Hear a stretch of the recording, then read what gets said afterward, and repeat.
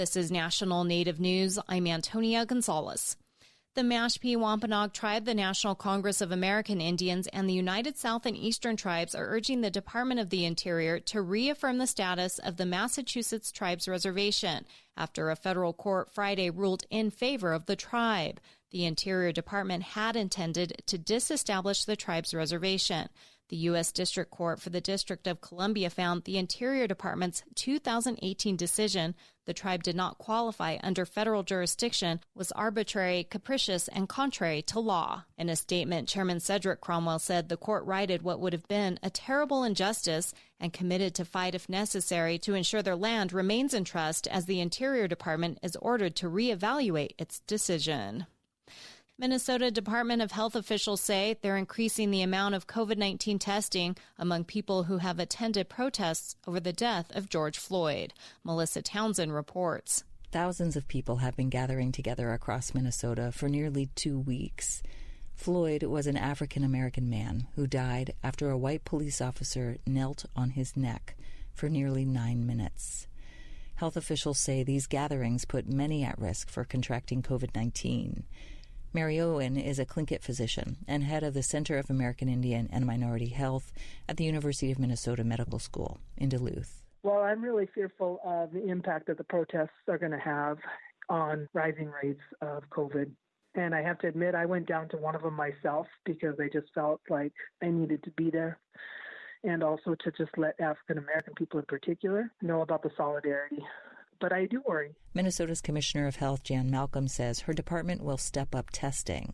The coronavirus takes about a week to incubate, so Malcolm is encouraging people to get tested about a week after they've been at a large gathering.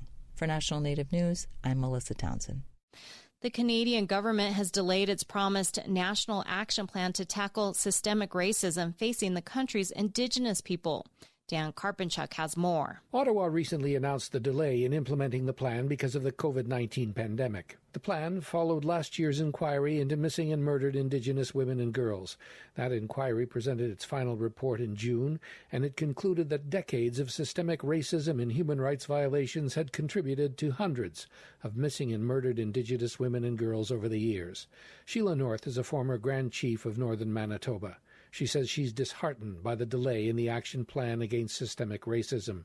North also takes exception to comments made by at least one Canadian political leader that systemic racism does not exist in Canada as it does in the U.S. I say go meet the mothers and the sisters and family members of the ones that have been taken. It's a very, very sensitive and touchy subject. And for people to be blatant and to be so dismissive like that is just reminiscent of what they've been dealing with for many generations, and it's very hurtful to hear, and it's very concerning to know that this kind of thinking still persists in Canada. North says Indigenous people make up just over 4% of the Canadian population, but more than 24% of the country's prison population.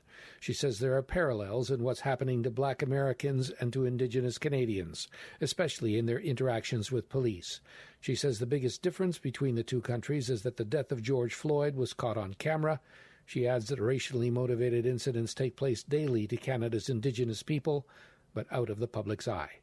For National Native News, I'm Dan Karpenchuk. And I'm Antonia Gonzalez.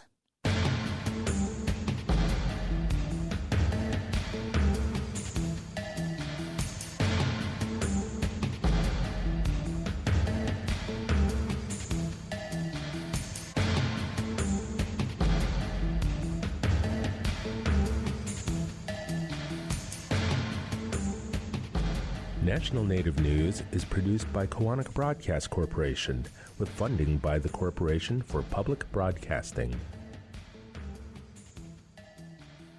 It's the circle of life that teaches us to take care of each other, to use our voice when we are in need.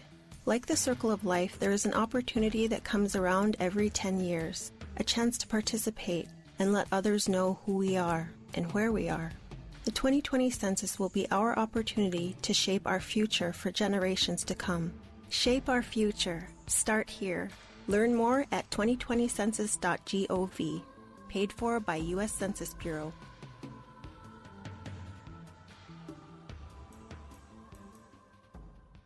Native Voice One, the Native American Radio Network.